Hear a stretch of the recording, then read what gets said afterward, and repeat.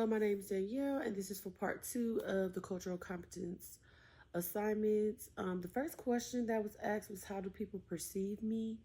I believe people perceive me as strong. Probably I've heard aggressive before, and I've heard angry too. But I think that's a bias that my culture receives.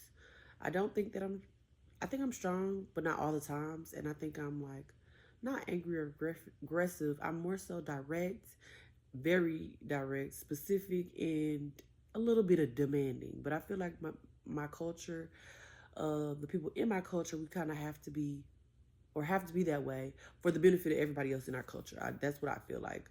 Um, what are some biases? The strong, angry black woman thing is one bias that I think my culture has, and then also, I think that we go through like a intellectual bias. I believe that when we enter a room, into career fields with other women who are not our ethnicity, it kind of we have to, even if we have the better credentials or even if we are better on paper, they'll pick someone else based off of bias that they have for us. I really feel like sometimes career wise we get the short end of the stick and we have to try extra harder than everybody else.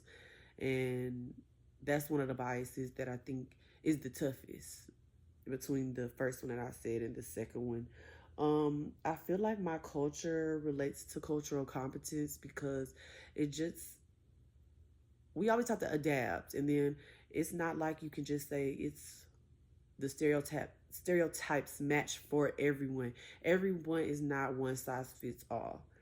Um, I have different interests that some other counterparts of mine might not have, and that might be weird to them, but it's just a bias or a stereotype that they put into effect, but it doesn't like dictate who I am. So I think that that sums up pretty much my culture and how it has to deal with cultural competence.